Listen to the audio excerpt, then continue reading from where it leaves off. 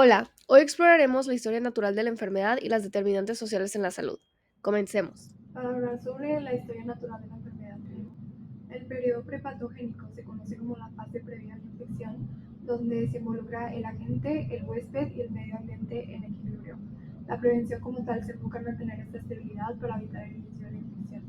Un ejemplo de este periodo es antes de la temporada de la influenza, el virus está circulando a niveles bajos y la vacunación se implementa para evitar que el equilibrio se rompa y se dispare la infección.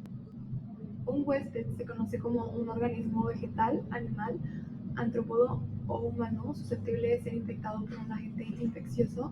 Presenta factores de riesgo como la especie, raza, sexo, edad, estado fisiológico e inmunidad y condiciones externas como es la alimentación, el entorno y la densidad poblacional que influyen en el desarrollo de enfermedades. Cuando hablamos de un huésped, nos referimos cuando, por ejemplo, los seres humanos son huéspedes para el virus de la influenza y la edad avanzada y enfermedades crónicas van a incrementar la susceptibilidad a infecciones graves. Un agente se conoce como cualquier factor ambiental que es capaz de dañar a un organismo. Estos se pueden clasificar en bacterias, virus, parásitos, hongos, riquecias, clamidias y prionias. Los factores de riesgo propios del agente incluyen su morfología, composición, inefectividad, patogenicidad, virulencia, inmunogenicidad, viabilidad y capacidad de mutación, así como su invasividad y facilidad de transmisión.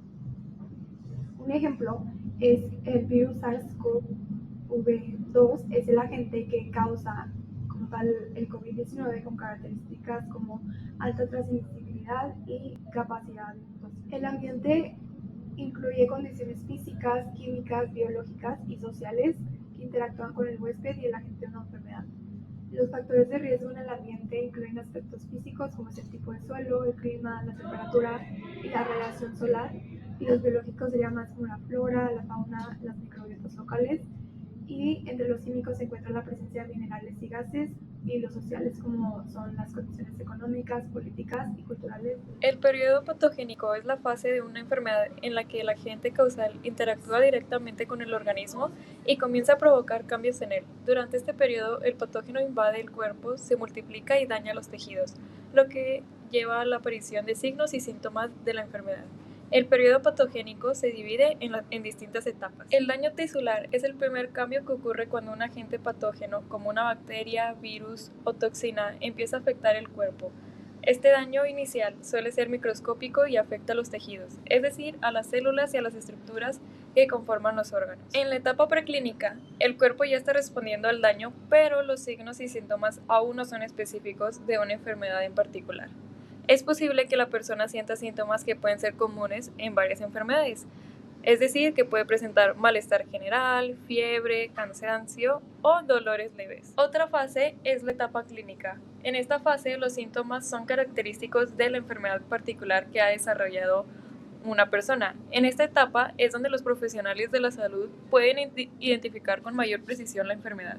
Un ejemplo sería la enfermedad de neumonía, en donde los síntomas específicos pueden ser la dificultad para respirar y una tos con flema. Las complicaciones son enfermedades o condiciones médicas secundarias que surgen a partir de una enfermedad inicial. Estas empeoran la patología original, impactan otros órganos o sistemas y pueden requerir intervención médica adicional para su tratamiento. Normalmente, las complicaciones pueden indicar la progresión de la enfermedad y pueden afectar la prognosis general. Por otra parte, las secuelas son los efectos o condiciones residuales que permanecen después de la fase aguda de una enfermedad ya resuelta.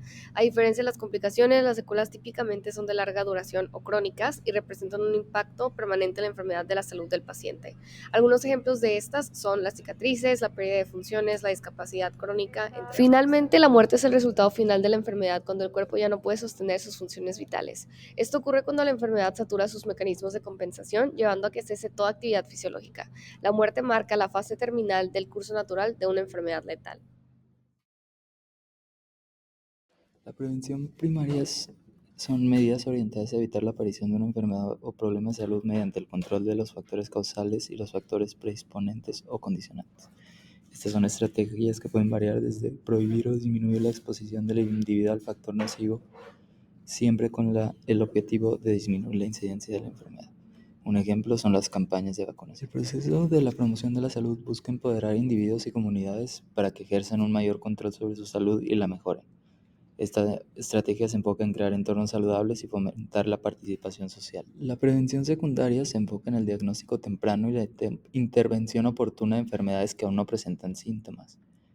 En sí, este enfoque incluye acciones como exámenes médicos periódicos y programas de detección con el objetivo de controlar enfermedades en sus etapas iniciales. Un ejemplo es la prueba de talón en recién nacidos para detectar precozmente enfermedades metabólicas como la fenilcetonuria y la orina de jarabe de arce, así como otras. La prevención terciaria se centra en la recuperación de pacientes con enfermedades clínicamente manifiestas, buscando minimizar las secuelas y mejorar la calidad de vida. Esta se enfoca en un diagnóstico adecuado, tratamiento efectivo y rehabilitación física, psicológica y social, especialmente en casos de invalidez. Un ejemplo es la fisioterapia realizada tras la retirada de un yeso por fractura.